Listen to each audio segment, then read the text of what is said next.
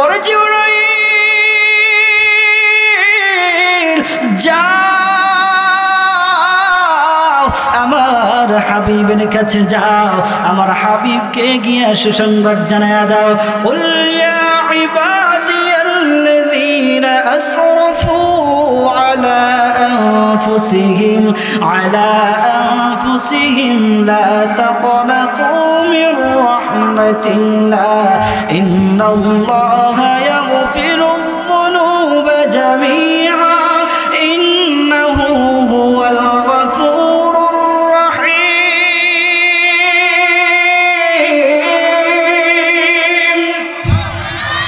ও জিবরাইল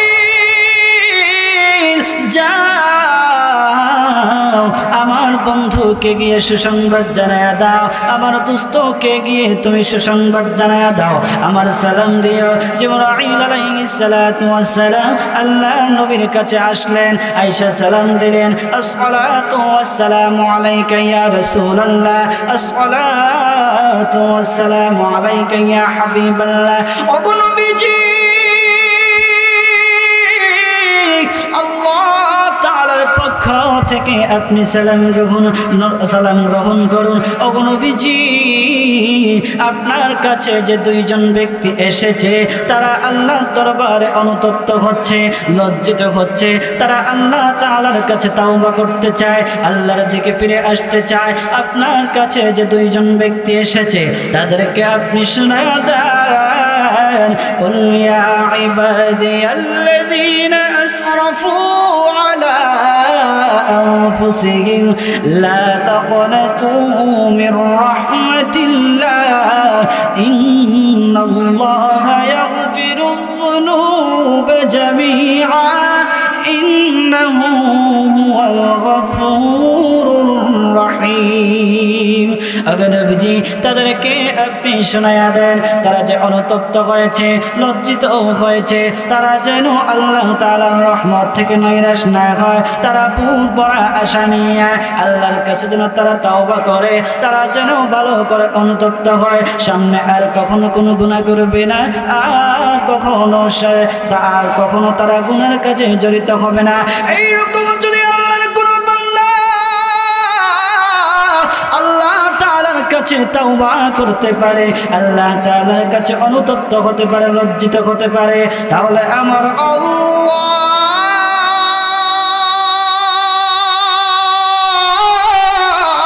তাদের জিন্দেগির সব গুনাহগুলি মুহূর্তের মধ্যে মাফ করে দেবে। তুমি মিটাও সকল চাওয়া দুদিন আগে পরে, তোমার কাছেই সকল পাওয়া সবই তোমার তরে। আল্লাহু আকবার। তুমি মিটাও সকল চাওয়া দুদিন আগে পরে, তোমার কাছেই সকল পাওয়া সবই তোমার তরে। তোমার পথে চললে সবাই, তোমার পথে চললে সবাই আসবে যে সুদিন, তোমার দয়ায় পূর্ণ আমার সারা নিশিদিন। খারাপ লাগে? খারাপ লাগে? শেষ করে দেব? বলেন, তোমার দয়ায় পূর্ণ আমার। আল্লাহ তুমি দয়ার সাগর, আল্লাহ তুমি দয়ার সাগর, রহমানুর রহিম। তোমার দয়ায় পূর্ণ আমার সারা নিশিদিন, তোমার দয়ায় পূর্ণ আমার সারা নিশিদিন। তুমি পারো করতে মোচন অভাব দুঃখী লোকের, তুমি পরম মুক্তি দাতা মালিকে জগতের। তুমি পারো করতে মোচন অভাব দুঃখী লোকের, তুমি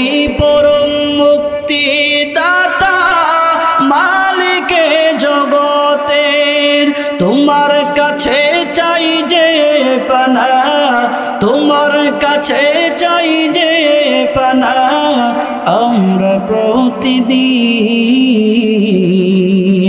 তোমার দয়ায় পূর্ণ আমার সারা নিশিদিন, তোমার দয়ায় পূর্ণ আমার সারা নিশিদিন।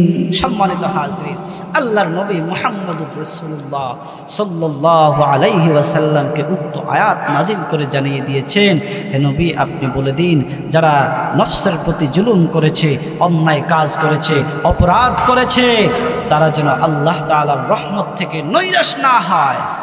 এমন কিছু লোক পাওয়া যায় যে এমন লোক দেখেছি যে ভাই যে তুমি তো সারা জীবন শেষ করে ফেললা, এখন কি দাড়িটা রাখা যায় না, এখন কি নামাজটা পড়া যায় না, এখন কি ঠিকঠাক মতো চলা যায় না? তখন সে জবাব দেয়, হাই রে ভাই, জানা শোনাই তো সারা জীবন আমি বেকার কাটাইলাম, গুনার কাজে কাটাইলাম, নাফরমানি করলাম, জানা শোনাই আল্লাহ তাআলা আমাকে আযাব দিবেন, কবরে যাইতে দেরি, কিন্তু কবরের আযাব আমার উপর পতিত হইতে দেরি হবে না। এটা তো জানি, এটা তো বুঝি, কিন্তু কি করব, যে কয়দিন আছে আমি এভাবেই চলতে থাকি, কবরে যাওয়ার পরে যা হওয়ার হবে সেটা তো আর লোকজন দেখবে না, সেটা তো আর মানুষ দেখবে না। হায় রে বান্দা, ওই সমস্ত বান্দাদেরকে আল্লাহ তাআলা যাদের মনে এইরকম জাগে, যাদের মনে এইরকম কথাগুলো জাগে, তাদেরকে আল্লাহ তাআলা উক্ত আয়াত নাজিল করে সান্ত্বনা দিয়েছেন যে বান্দা, মনে করেছো আমি আল্লাহ তাআলা তোমাকে মাফ করব না, মনে করেছো আমি আল্লাহ তাআলা তোমাকে দয়া করব না, না বান্দা, আমি আল্লাহ তাআলার এত দয়া এত মায়া, তুমি যত বড়ই গুনাহগার হও না কেন, তোমার গুনার চাইতে আমার দয়া হাজার গুণে বেশি। সুবহানাল্লাহ। আল্লাহ তাআলার দয়া কি কম না বেশি? জোরে বলেন, কম না বেশি? আমরা যত বড়ই নাফরমান হই না কেন, যত বড়ই গুনাহগার হই না কেন, আল্লাহ তাআলা আমাদেরকে মাফ, আল্লাহ তাআলা আমাদেরকে মাফ, আল্লাহ তাআলার কাছে চাইতে দেরি হবে, আল্লাহ তাআলা মাফ করতে দেরি হবে না, আল্লাহ তাআলার কাছে চাইতে দেরি হবে। তবে সেই চাওয়াটা হতে হবে খালিস নিয়তে, এই বংশং চাওয়া না যে আমি শুধু ঠুটে বললাম যে আল্লাহ মাফ করো আর গুনাহ করব না, এরকম বললে হবে না, অন্তর দিয়ে বলতে হবে। এইরকম অন্তর দিয়ে বলতে হবে যে আল্লাহ আর গুনাহ সামনে আর গুনাহ করব না, আর নাফরমানি করব না, আর আপনার মনে এটাই যে আর দুনিয়াতে যতদিন বেঁচে থাকি গুনার ধারে কাছেও যাব না, নিজে জেনে শুনে আর কখনো গুনাহ করব না, এরকম যদি আল্লাহর কাছে ওয়াদাবদ্ধ হতে পারি আপনি আমি, আল্লাহ তাআলা অবশ্যই আল্লাহ তাআলা আমাদের তামাম জিন্দেগির সব গুনাহগুলি মাফ করে দেবেন। আল্লাহ তাআলা বান্দাকে মাফ করার জন্য শুধু উসিলা খুঁজে, যে কিভাবে বান্দাকে আল্লাহ তাআলা মাফ করে দেবেন, সেই উসিলা আল্লাহ তাআলা খুঁজে। আল্লাহ তাআলার এত দয়া এত মায়া, আল্লাহর নবী মুহাম্মদুর রাসূলুল্লাহ সাল্লাল্লাহু আলাইহি ওয়াসাল্লাম বলেন যে আল্লাহ তাআলা 100 ভাগ মায়া রয়েছে। কয়শো? 100 ভাগ মায়ার মধ্যে আল্লাহ তাআলা 1 ভাগ মায়া। আল্লাহ তাআলা যত প্রকার সৃষ্টিজীব অর্থাৎ যত প্রকার জীবজন্তু জানোয়ার আল্লাহ তাআলা পৃথিবীতে সৃষ্টি করেছেন, সমস্ত জীবজন্তু জানোয়ার প্রাণীদেরকে আল্লাহ তাআলা এই 1 ভাগ মায়া বিতরণ করে দিয়েছেন। এই 1 ভাগ মায়া পেয়ে আমরা একে অপরের প্রতি মহব্বত হয়। কি হয়? কথা বলেন না, কি হয়? মহব্বত হয়, একজন আরেকজনকে ভালোবাসে। কি কতটুকু মায়া পেয়ে? সামান্য তিল পরিমাণ মায়া পেয়ে, ঠিক না? মা তার সন্তানের জন্য জীবনটা পর্যন্ত বিলিয়ে দিতে পারে, আছে না নাই? আছে না? যে এক মাকে ডাক্তার প্রশ্ন করেছিল যে এই মা প্রসব করবে বাচ্চা, প্রসব বেদনা উঠছে, এখন সিজার করতে লাগবে, এখন কি করবে? ডাক্তার বলছে যদি মাকে বাঁচাতে হয় তাহলে সন্তানকে পাবেন না আপনারা, আর যদি সন্তানকে পাইতে চান তাহলে মাকে বাঁচানো সম্ভব না। তখন সবাই সাইন দিয়ে দিছে যে আমরা গাছ চাই, আমরা ফল চাই না, গাছ থাকলে ফল পাওয়া যাবে। তো সবাই সাইন করছে, কিন্তু মা, গর্ভধারিণী মা, সাথে সাথে তার হুঁশ ফিরে আসলো, কথাটা শুনে ফেললো। ডাক্তারকে হাতে ধরে বলছে, আপনার দুইটা পায়ে পড়ে বলি, আমি মরে যাব। আমি তো দুনিয়ার চাকচিক্য যথেষ্ট দেখেছি, দুনিয়ার বুক বিলাস আমি করেছি, দুনিয়া দেখেছি, দুনিয়াতে থেকেছি, দুনিয়ার চাকচিক্য সবই আমার দেখা হয়ে গেছে। আমার এই নিষ্পাপ সন্তান তো এখনো পর্যন্ত দুনিয়ার মায়া কি জিনিস সেটা বুঝে নাই, দুনিয়া কি জিনিস, দুনিয়ার আলোটা পর্যন্ত আমার সন্তান দেখে নাই। আমি চাই আমার সন্তান দুনিয়াতে আসুক, আমি মা চলে যাব, আমার সন্তান তবুও দুনিয়ার বুকে আসুক। এই যে মায়া একটা মার সন্তানের প্রতি, একটা ভালোবাসা একটা সন্তানের প্রতি, কতটুকু মায়া পেয়ে বলেন?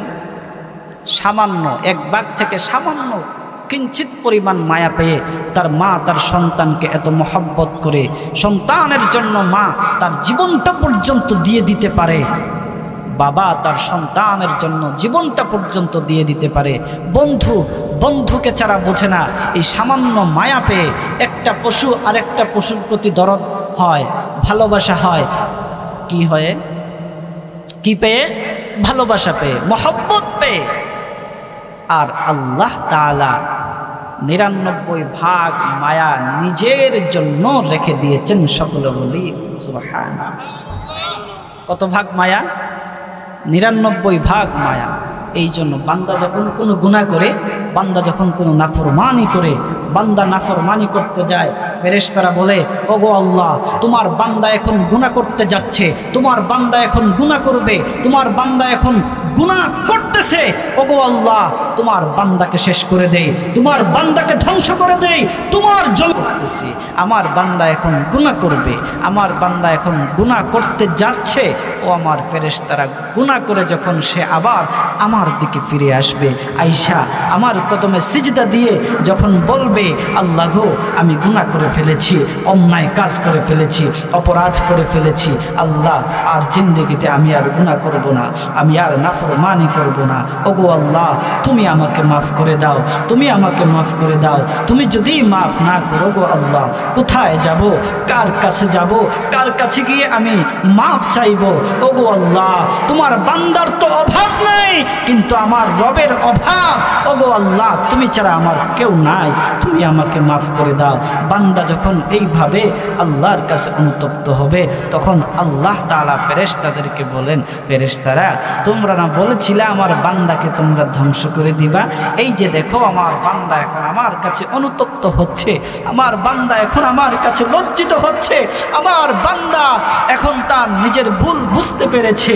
ও আমার ফেরেশতারা তোমরা সাক্ষী থাকো, আমি আমার বান্দাকে আমার কুদরতি কুলে তুলে বান্দার পিঠে হাত বুলাইয়া দিয়ে বললাম, ওরে বান্দা, ওরে বান্দা, আর কান্না করতে হবে না।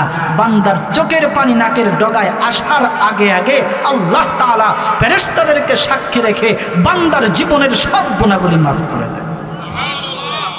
কত ভালোবাসেন আমাদেরকে, কত ভালোবাসেন। এমন দয়ার একজন মালিক পেয়ে আমরা কিভাবে মালিকের নাফরমানি করি, কিভাবে নাফরমানি করি? আল্লাহর খাই, আল্লাহর সমস্ত নিয়ামত আমরা ভোগ করি, অথচ আবার আল্লাহ তাআলার নাফরমানি করি। কিভাবে সম্ভব? আমরা তো নিমক হারা মুসলমান, নিমক হারা জাতি। সম্মানিত হাজরিন, এই জন্য আল্লাহর দিকে ফিরে আসতে হবে, আল্লাহর কাছে অনুতপ্ত হতে হবে, আল্লাহর কাছে লজ্জিত হতে হবে। এই ছাড়া আমাদের উপায়, এই ছাড়া আমাদের উপায় নাই। আমরা এখন দুনিয়ার চাকচিক্যে পড়ে, দুনিয়ার মায়ায় পড়ে আমরা এখন ইচ্ছা মতো আমাদের মন চায় জিন্দেগি গড়তেছি, জীবন যাপন করতেছি। দিন শেষে আমার আল্লাহ তাআলার কাছে গিয়ে দাঁড়াতে হবে। তখন আমরা কি জবাব দিব? কি জবাব দিব তখন? তখন যদি আল্লাহ তাআলা বলে, ওরে বান্দা আমি তো তোকে দুনিয়াতে পাঠিয়েছি, তোকে দুনিয়াতে মহব্বত করে পাঠিয়েছি, আমার গোলামি করার জন্য তুই আমার গোলামি করিলি না, আমার নাফরমানি করলি। ও আমার বান্দা, কেন করলি? তখন আমরা আমাদের এই চেহারাটা কিভাবে আল্লাহর সামনে দেখাবো? কিভাবে দেখাবো? কিভাবে আল্লাহর সামনে দাঁড়াবো এই চেহারা নিয়ে? এই গুনাহযুক্ত জীবন নিয়ে কিভাবে আল্লাহ তাআলার সামনে আমরা দাঁড়াবো? কি জবাব দিব? তখন আর কোনো জবাব থাকবে না। আর যখন কোনো জবাব থাকবে না, তখন আল্লাহ তাআলা আমাদেরকে কোথায় পাঠাবেন? জাহান্নাম। এই জন্য আল্লাহ তাআলাকে ভয় করতে হবে, আল্লাহ তাআলার দিকে ফিরে আসতে হবে, আল্লাহ তাআলার কাছে মাফ চাইতে হবে। কখনো আল্লাহ তাআলার রহমত থেকে নৈরাশ হওয়া যাবে না। হযরত উমর রাদিয়াল্লাহু তাআলা আনহু ওনার শাসন আমলে মসজিদে নববীতে বসে তিনি তালিম দিতেছেন এশার নামাজ পড়ে। মুসলমান বাবাজি, হযরত উমর রাদিয়াল্লাহু তাআলা আনহু এশার নামাজ আদায় করিয়া তিনি সমস্ত সাহাবীদেরকে নিয়ে তিনি তালিম দিতেছেন। ও সমস্ত সাহাবীরা, তোমরা আল্লাহ তাআলাকে ভয় করো। তোমরা আল্লাহ তাআলাকে যদি ভয় করো, মহান আল্লাহ তোমরা ভয় করার কারণে, তোমরা ভয় করে নিজের জীবনকে গুনাহমুক্ত রাখার কারণে আমার আল্লাহ তোমাদেরকে দুইটা জান্নাত উপহার দিবেন। ওয়ালিমান খাফা মাকামা রাব্বিহি জান্নাতান, ওয়ালিমান খাফা মাকামা রাব্বিহি জান্নাতান। ওই বৈঠকের মধ্যে, ওই তালিমের মধ্যে একটা যুবক ছিল, তার বয়স হয়তো 24 থেকে 25 বছর হবে।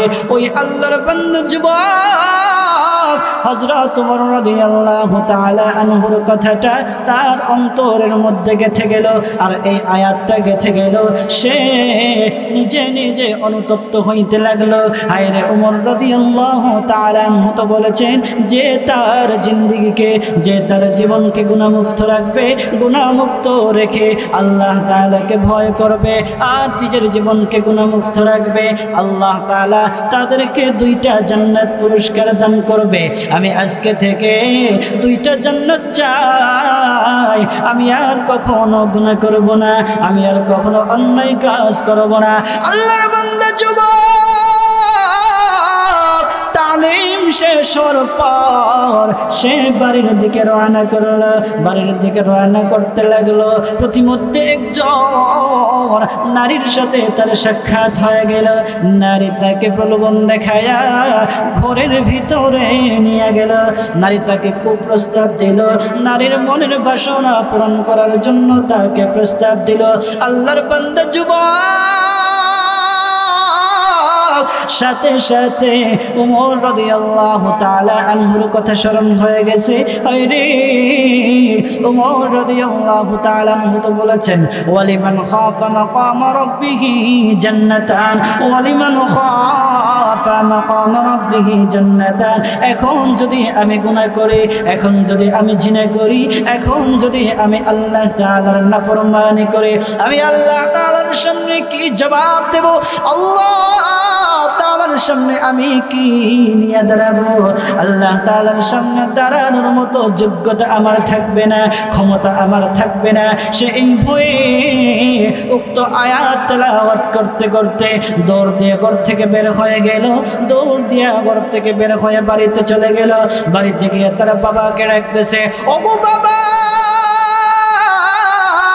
বাবা গো, আমি গুনাহগার। ও বাবা, আমি নাফরমান, আমি তো গুনাহের সাথে নিমজ্জিত হয়ে গিয়েছিলাম। ও বাবা, আমি যদি গুনাহের সাথে নিমজ্জিত হয়ে যাইতাম, আমি গুনাহের সাথে জড়িত হয়ে যাইতাম, আমি আল্লাহ তাআলার সামনে কি নিয়ে দাঁড়াইতাম? আমার আল্লাহ তাআলার সামনে কি জবাব দিতাম? আল্লাহ তাআলার সামনে জবাব দেওয়ার মতো তো আমার কোনো মুখ থাকতো না, আমার কোনো যোগ্যতা থাকতো না। আর পড়তেছে ওয়ালিমান খাফা মাকামা রাব্বিহি জান্নাতান, ওয়ালিমান খাফা মাকামা রাব্বিহি জান্নাতান। আর বলতেছে বাবা গো, আমি আল্লাহ তাআলার দুইটা জান্নাত উপহার চাই, নিজের জীবনকে আমি গুনাহমুক্ত রাখতে চাই। আর আবার পড়তেছে ওয়ালিমান খাফা মাকাম রাব্বিহি জান্নাতান, ওয়ালিমান খাফা মাকাম রাব্বিহি জান্নাতান। উক্ত আয়াত তেলাওয়াত করতে করতে করতে করতে আল্লাহর বান্দা কলিজা পেটে দুনিয়া ছেড়ে চলে গিয়েছে। রাতের ভিতরে তাকে জানাজার নামাজ আদায় করে কবরস্থ করা হলো। ফজরের আজান হয়ে গেল। এইদিকে ওমর রাদিয়াল্লাহু তাআলা আনহু মসজিদে ইমামতি করবেন, ফজরের ইমামতি করবেন। তার বাবা মসজিদে নববীর মধ্যে গেল। মসজিদে নববীতে গিয়া ওমর রাদিয়াল্লাহু তাআলা আনহুর পিছনে ফজরের নামাজ আদায় করল। ফজরের নামাজ আদায় করার পর হযরত ওমর রাদিয়াল্লাহু তাআলা আনহু সমস্ত সাহাবীদেরকে নিয়ে আবার বসলেন। আবারও তিনি তালিম দিলেন, আবার চেক করতেছেন, তালাশ করতেছেন কে ফজরের নামাজে অংশগ্রহণ করে নাই, ফজরের নামাজ আদায় করে নাই। দেখতে দেখতে দেখতে দেখতে দেখেন আল্লাহর বান্দা যুবককে পাওয়া যাচ্ছে না। যুবকের বাবাকে ডেকে ডেকে বললেন, ও যুবকের বাবা, তোমার সন্তান কোথায়? তোমার সন্তান তো প্রতিদিন আমার পিছনে নামাজ আদায় করত, কখনো তার নামাজ মিস যায় নাই। তোমার সন্তান আজকে কোথায়? তখন খলিফাতুল মুসলিমিন ওমর রাদিয়াল্লাহু তাআলা আনহুর কথা শুনে তার বাবা কেঁদে কেঁদে বলতেছে, ওগো খলিফাতুল মুসলিমিন, আমার সন্তান দুনিয়া ছেড়ে চলে গেছে। আমার সন্তান, আপনি যখন এশার নামাজ আদায় করে আমার সন্তানকে নাকি তালিম দিয়েছিলেন যে ওয়ালিমান খাফা মাকাম রাব্বিহি জান্নাতান, যে আল্লাহ তাআলাকে ভয় করে গুনাহমুক্ত থাকবে, আল্লাহ তাআলা তাকে দুইটা জান্নাত পুরস্কার দান করবে। আপনি এইটা তালিম দিয়েছিলেন। আর আমার সন্তান একটা মহিলার সাথে বাড়িতে যাওয়ার সময় একজন মহিলার সাথে তার সাক্ষাৎ হয়ে যায়, কিন্তু মহিলার সাথে কোনো পাপ কাজে সে জড়িত হয় নাই। আপনার উক্ত আয়াত তেলাওয়াত করতে করতে করতে করতে আল্লাহ তাআলার কাছে তাওবা করতে করতে সে দুনিয়া ছেড়ে চলে গিয়েছে। রাতের ভিতরে তাকে আমরা জানাজার নামাজ আদায় করে কবরস্থ করে দিলাম।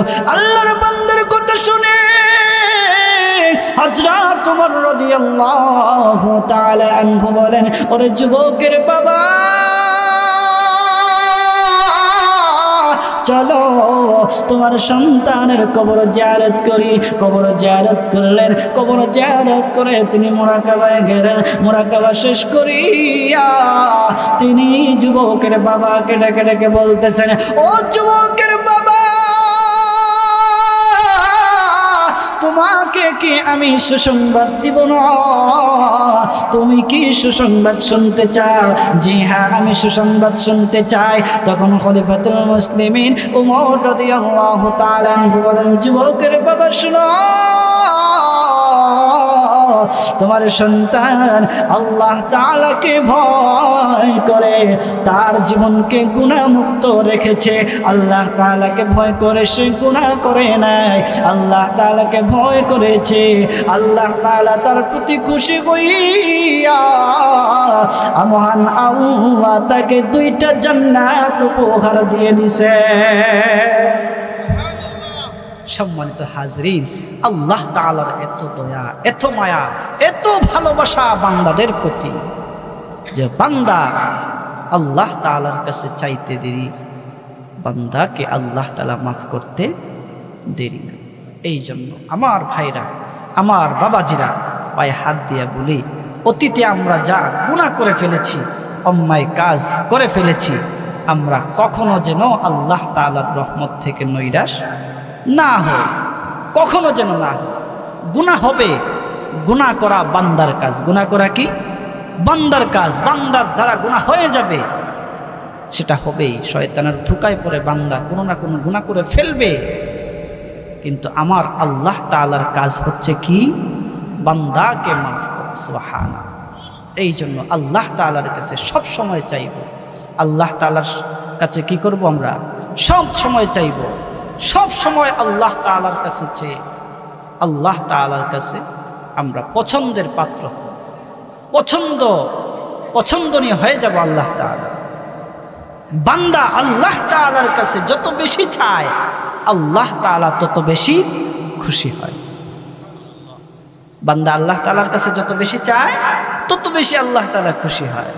দুনিয়ার মানুষের কাছে আপনি যখন গিয়ে চাইবেন, আজকে চাইলেন ভাই আমার 1000 টাকার দরকার, আপনাকে 1000 টাকা হয়তো মানবতার খাতিরে দিয়ে দেবে। এক সপ্তাহ পরে আবার চাইলেন যে ভাই আমার আরেক 1000 টাকা দরকার, তখন সে একটু দেরি করবে, দিবে। আবার আরেক সপ্তাহ পরে গিয়ে আপনি তার কাছে চাইলেন, তখন সে আপনাকে নাও দিতে পারে, এমনকি বলতে পারে যে তোমাকে প্রতি সপ্তাহে আমার টাকা দিতে হয়, তুমি আমার টাকাগুলো দিয়ে দাও। আপনি ঠিকঠাক মতো যদি তার ঋণটা পরিশোধ করতে না পারেন, তার দ্বারা আপনি কষ্ট পেতে পারেন, সে আপনার সাথে খারাপ আচরণ করতে পারে, সে বেজার হয়ে যাবে আপনার প্রতি। আর আমার আল্লাহ তাআলার কাছে যত বেশি আপনি চাবেন, যত বেশি আপনি আল্লাহ তাআলার কাছে বলবেন, যত বেশি আল্লাহ তাআলার কাছে চাইবেন, তখন আল্লাহ তাআলা ফেরেশতাদেরকে বলে, ফেরেশতারা এই যে দেখো আমার বান্দা আমার কাছে চাচ্ছে, সে আর কারো কাছে চাচ্ছে না, আমি আমার বান্দার প্রতি খুশি হয়ে গেলাম, আমি আমার বান্দার আশা পূরণ করে দিলাম। সুবহানাল্লাহ। কার দয়া বলেন? কার দয়া বেশি? দুনিয়ার মনিবের দয়া বেশি না আল্লাহ তাআলার দয়া বেশি? আমরা তো দুনিয়ার মনিবের মায়ায় মগ্ন, ঠিক না? দুনিয়ার মনিব বলতে বুঝেন না যে আমাদের সমাজের কিছু নেতা নেত্রী আছে না নাই? দুনিয়ার নেতা নেত্রী আছে না? নেতা নেত্রীর মায়ায় পড়া আমরা কি করি? আল্লাহকে ভুলে যাই। তখন আর আল্লাহর কাছে আমরা চাই না, চাই কার কাছে? বান্দার কাছে। কার কাছে চাই? বান্দার কাছে চাই। কেমন মনিব আমরা পাইছি, কেমন দয়ার মালিক পাইছি, ওই মালিককে ভুলে আমরা দুনিয়ার যে নষ্ট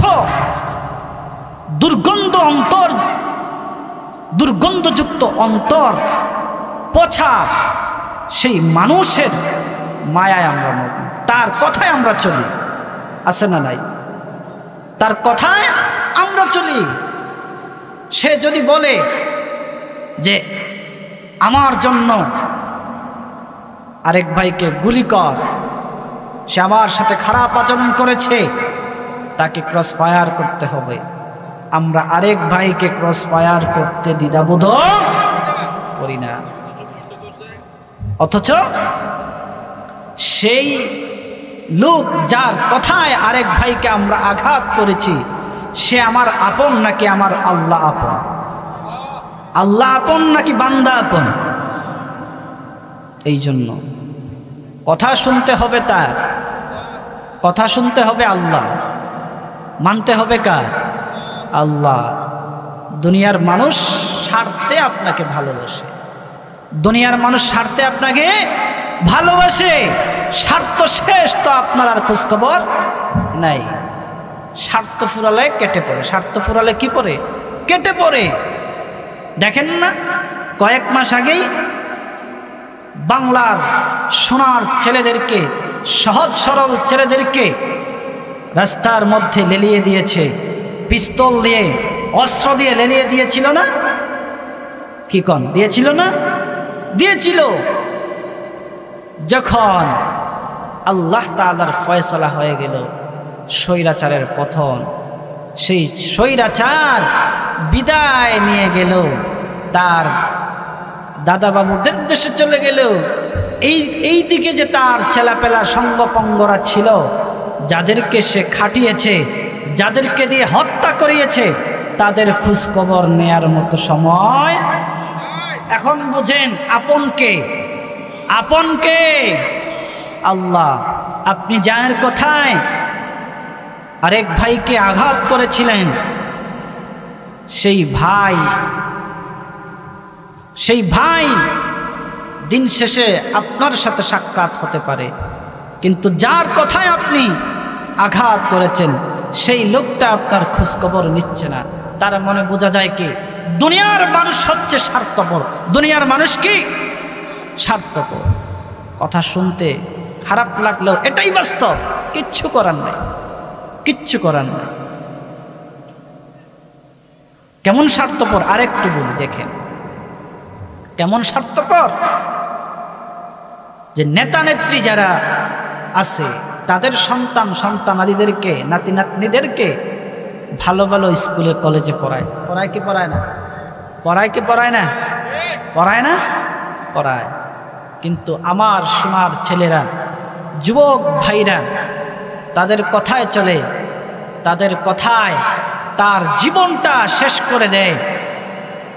অথচ তার যখন কলেজ ইউনিভার্সিটির ফি লাগে তখন কি নেতায় দেয় নাকি বাবায় দেয়? বাবায় দেয় না নেতায় দেয়? চিন্তা করে। আপনাকে পথে নামিয়ে আপনাকে দিয়ে হত্যা করাবে, গুম করাবে, কিন্তু তাদের সন্তান সন্তানাদিদেরকে বাহিরে নিয়ে পড়াবে। ঠিক কিনা জোরে কর? তাদের সন্তানদেরকে বাহিরে পড়াবে, বড় বড় ডিগ্রি অর্জন করাবে, টাকা পয়সা দিয়ে বাড়ি ঘর করে দেবে। আপনাকে কি দিল? আপনাকে শুধু অস্ত্র ধরিয়ে দিল, বিড়ি দিয়ে দিল, 10 টাকার সিঙ্গারা দিয়ে দিল, 5 টাকার পুরি দিয়ে দিল।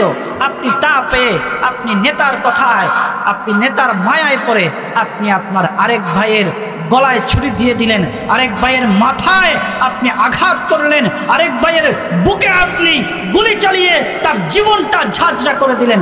ও মুসলমান, ও মুসলমান, নেতা, দুনিয়ার নেতার কথা মানব না আমরা, দুনিয়ার নেতার কথায় চলবো না আমরা। একজন নেতার কথা মানব, একজন নেতার কথায় চলবো। তিনি কে? আল্লাহ। মনে থাকবে তো ইনশাআল্লাহ? কোনো সন্তানদেরকে কোনো রাজনীতি করতে দিবেন না। কি দরকার আছে আমার খেয়ে আমার পরে রাজনীতি করা? কি দরকার আছে? আপনার কোমলমতি শিশুদেরকে, সোনার ছেলেদেরকে এইরকম ভাবে তারা ব্যবহার করে। এই যে যে ছেলেগুলো হত্যা মামলার সাথে জড়িত, এই গুন্ডামির সাথে জড়িত, অধিকাংশের বিরুদ্ধে মামলাও হয়েছে। এই মামলাগুলো কি তার নেতা দেখবে? এখন নেতাও কাছে নাই, নেতা স্বার্থপর। নেতা তো লেজ গুটিয়ে পালাইছে, নেতা লেজ গুটিয়ে পালাইছে, আর আপনি আমি রয়ে গেলাম। যদি এতই মায়া হইতো তাহলে অধিকাংশ এমপি মন্ত্রী একসাথে ভাগতো, কিন্তু 2-3 জন ফ্যামিলি নিয়ে ভাগতো না। ঠিক কিনা? এই জন্য স্বার্থবাদী কারা বুঝে নিয়ে। বিবেক যদি থাকে, ন্যূনতম বিবেক থাকে, আপনার যদি ন্যূনতম বিবেক থাকে, তাহলে কখনো আপনারা এই সমস্ত নোংরা রাজনীতির সাথে জড়িত হবেন না। রাজনীতি করবেন আল্লাহর রাজনীতি। কার রাজনীতি বলেন? আল্লাহর রাজনীতি করবেন, আল্লাহর কথা মানবেন, আল্লাহর কথা শুনবেন, রাসূলের আদর্শ মানবেন, রাসূলের আদর্শ মেনে আল্লাহর কথা মতো চলে, রাসূলের আদর্শ মেনে যদি আপনি আমি জীবন অতিবাহিত করতে পারি, মরলেও আমাদের স্বার্থ, মরতে দেরি আল্লাহর রাসূলের আদর্শবান উম্মতেরা, আল্লাহ তাআলার খাঁটি গোলামেরা, তারা মরতে দেরি আল্লাহ তাআলার তৈরি জান্নাতে যাইতে দেরি না। সুবহানাল্লাহ। এই জন্য বলেন, কার কথা মানবেন? আল্লাহর কথা। কার কথায় চলবেন? আদর্শ মানবেন কার? রাসূলের আদর্শ মানবেন, রাসূলের আদর্শ। সম্মানিত হাজিরিন, কষ্ট পেয়ে থাকলে মাফ চাই। কথাগুলো এমনি বলতেছি না বাবা, একটু চিন্তা করে দেখে। একটা বাবা জানে একটা সন্তান বিপথে গেলে তার একটা বাবার কত কষ্ট হয়। একটা সন্তান যখন তার বাবার সামনে অস্ত্র হাতে নেয়, একটা সন্তান যখন তার বাবার সামনে বিড়িটা ধরায়, একটা সন্তান যখন তার বাবার সামনে মদ হাতে নেয়, তখন বাবা এমনও মনে হয় যে আমি এগুলো দেখার আগে দুনিয়া থেকে চলে গেলাম না কেন, হয় কি হয় না? এই জন্য আমার ভাইরা, সন্তানদেরকে উপযুক্ত শিক্ষা দিবেন, সন্তানদেরকে দ্বীনের শিক্ষা দিবেন। দ্বীনের শিক্ষা না দিলে, দ্বীনের তালিম না দিলে সন্তান আপনার বিপথে যেতে পারে। এই জন্য 1 নম্বর বাবাদের কাজ হচ্ছে সন্তানদেরকে দ্বীনের শিক্ষা দেয়া, দ্বীনি তালিম দেয়া, আল্লাহ তাআলার ভয় তাদের অন্তরে ছোট থেকেই তাদের অন্তরে আল্লাহ তাআলার ভয় ঢুকিয়ে দেয়া। আল্লাহ তাআলার ভয় যদি অন্তরে না থাকে, আপনার আমার অন্তরে আল্লাহ তাআলার ভয় নাই, আমাদের সন্তানের অন্তরে আল্লাহ তাআলার ভয় হবে কিভাবে? ঠিক না? আমাদের অন্তরে তো আল্লাহ তাআলার ভয় নাই, আমাদের সন্তানদের হবে কিভাবে? এই জন্য আমরা আগে ঠিক হতে হবে, তারপরে আমাদের সন্তানরা ঠিক হবে।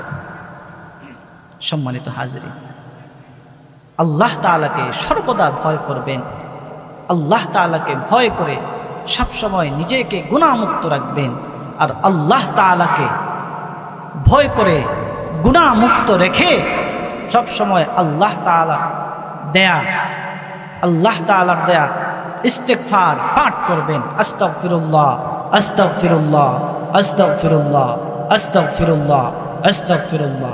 ইস্তিগফারের আমলটা আপনি করেন, ইনশাআল্লাহ আল্লাহ তাআলা আমাদের সবার গুনাহগুলি মাফ করে দেবেন।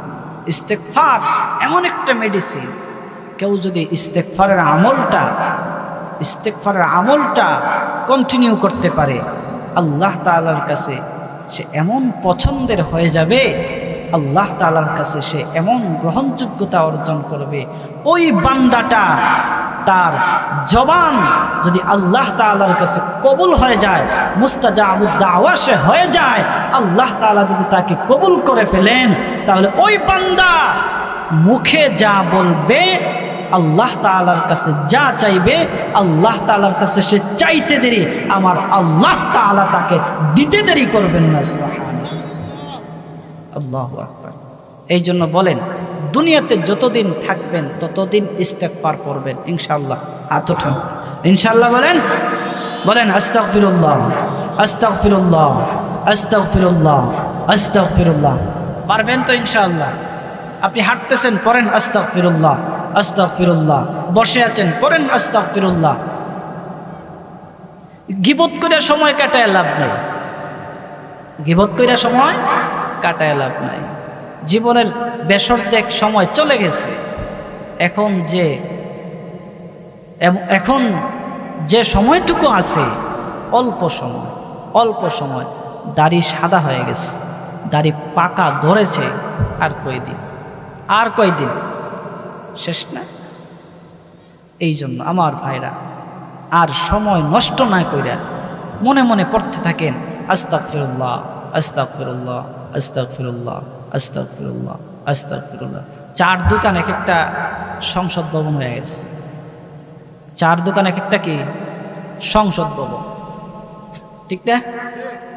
এখানে কি একজন পাতি নেতা বসে গোল মিটিং করে চা দেয়, সবাই চা খাইতেছে, পরে শুরু হয় ইচ্ছা মতো একজন আরেকজনের বদনাম। কি দরকার আছে? কে বলছে আপনাকে বদনাম করতে? কে বলছে আপনাকে বদনাম করতে? আল্লাহর রাসূল বলেছেন যে যার জবান 2 ঠোঁটের মধ্যবর্তী স্থান জিহ্বা এবং 2 রানের মধ্যবর্তী স্থান লজ্জাস্থান কেউ যদি হেফাজত করতে পারে, রব্বুল আলামিনের হাবিব মুহাম্মদুর রাসূলুল্লাহ সাল্লাল্লাহু আলাইহি ওয়াসাল্লাম তাকে শাফায়াত করা আল্লাহর রাসূলের জন্য ওয়াজিব হয়ে যাচ্ছে। এই জন্য জবানের হেফাজত করবেন, কখনো গীবত করবেন না, সময় নষ্ট করবেন না। আপনি হাঁটতেছেন, পড়েন আস্তাগফিরুল্লাহ, বসে আছেন, পড়েন আস্তাগফিরুল্লাহ, খেতে খামারে কাজ করতেছেন, বিভিন্ন জায়গায় কাজ করতেছেন, আপনার হাত দিয়ে কাজ করতেছেন, পা দিয়ে কাজ করতেছেন, জবান দিয়ে তো আর কাজ করেন নাই। জবান দিয়ে মনে মনে পড়েন আস্তাগফিরুল্লাহ, আস্তাগফিরুল্লাহ, আস্তাগফিরুল্লাহ। ঘুমাইতেছেন, ঘুমানোর আগে ঘুমাইতে ঘুমাইতে পড়েন আপনি আস্তাগফিরুল্লাহ, আস্তাগফিরুল্লাহ, আস্তাগফিরুল্লাহ। পারবেন না? এখন বলেন তো, আমলটা সহজ না কঠিন? সহজ না কঠিন? সহজ। এই হচ্ছে ইস্তেগফারের আমল। আরেকটা আমল বলে দেব, বলবো না শেষ করে দিব? আরেকটা আমল, সেটা হচ্ছে সর্বশ্রেষ্ঠ আমল, সেটা হচ্ছে রাসূলুল্লাহ সাল্লাল্লাহু আলাইহি ওয়াসাল্লামের প্রতি দুরূদ পাঠ করা। কি পড়া বলেন? দুরূদ পাঠ করা। আল্লাহুম্মা সাল্লি আলা মুহাম্মদ, আল্লাহুম্মা সাল্লি আলা মুহাম্মদ, অথবা সাল্লাল্লাহু আলাইহি ওয়াসাল্লাম, সাল্লাল্লাহু আলাইহি ওয়াসাল্লাম, অথবা সাল্লি আলা মুহাম্মাদিন, অথবা কি সাল্লি আলা মুহাম্মাদিন। পারবেন না? পারবেন তো? আল্লাহর নবী মুহাম্মদুর রাসূলুল্লাহ সাল্লাল্লাহু আলাইহি ওয়াসাল্লাম বলেন, আমার কোনো উম্মত যদি সে আমার প্রতি একবার দুরূদ পাঠ করে, কয়বার? জোরে বলেন, কয়বার? একবার দুরূদ পাঠ করে, আল্লাহ তাআলা তার উপর সাথে সাথে 10টা রহমত নাজিল করেন। সুবহানাল্লাহ। কয়টা? জোরে বলেন।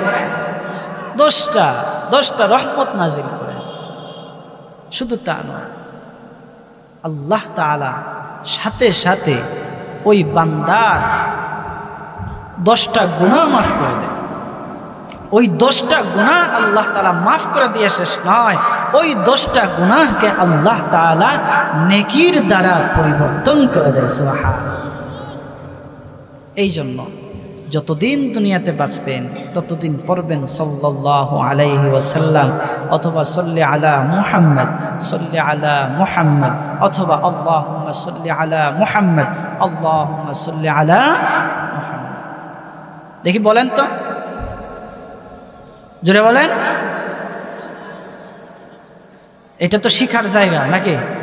এটা কিসের জায়গা? শিখার জায়গা। সাল্লি আলা মুহাম্মদ, অথবা সাল্লি আলা মুহাম্মাদিন।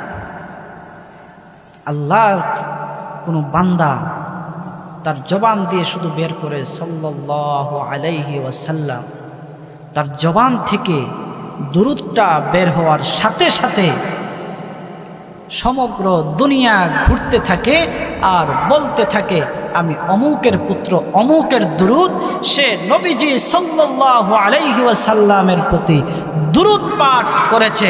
অতঃপর সমগ্র দুনিয়ায় আল্লাহ তাআলা যত প্রকার মাখলুকাত সৃষ্টি করেছেন, সমস্ত মাখলুকাত ওই দুরূদ পাঠকারীর জন্য রহমতের দোয়া করতে থাকে। আল্লাহু আকবার। এই জন্য বলেন, দুরূদ পাঠ করলে লাভ না লস? গান গাইলে লাভ না লস? লস না লাভ? লস না লাভ? আর দুরূদ পড়লে, ইস্তেগফার পড়লে, এই জন্য ইস্তেগফার পড়বেন, দুরূদ পড়বেন। আল্লাহর নবী মুহাম্মদুর রাসূলুল্লাহ সাল্লাল্লাহু আলাইহি ওয়াসাল্লাম বলেন, কেউ যদি সকাল সন্ধ্যা মহব্বতের সাথে আমার প্রতি 10 বার দুরূদ পাঠ করে, বলেন কয়বার?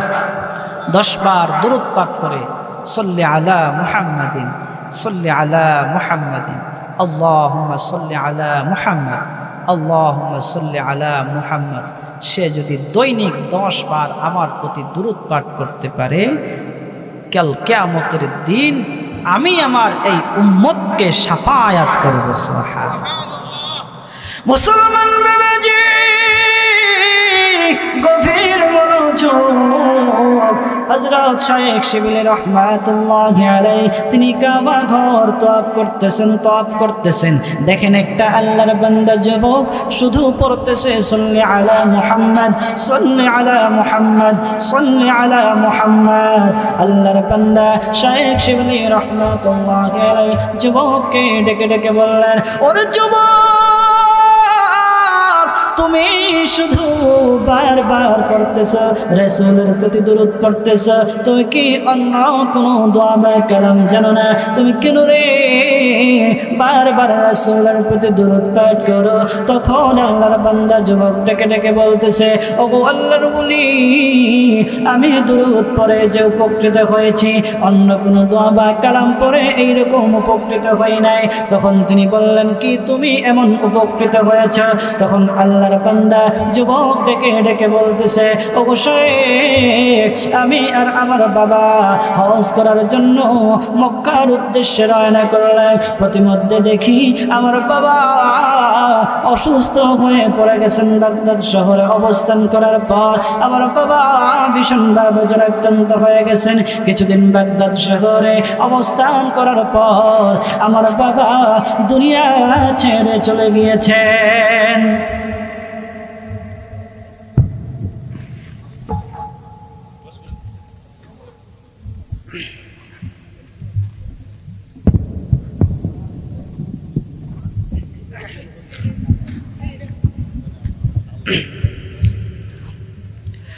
সম্মানিত হাজিরিন, আল্লাহর বান্দা যুবক শায়েখ শিবলি রহমাতুল্লাহি আলাইহিকে বলতে লাগলো, আমি যে দুরূদ পড়ে যে উপকৃত হয়েছি, অন্য কোনো দোয়া বা কালাম পড়ে এইরকম উপকৃত হই নাই। শায়েখ শিবলি রহমাতুল্লাহি আলাইহি বলেন, কি তুমি এমন উপকৃত হয়েছ?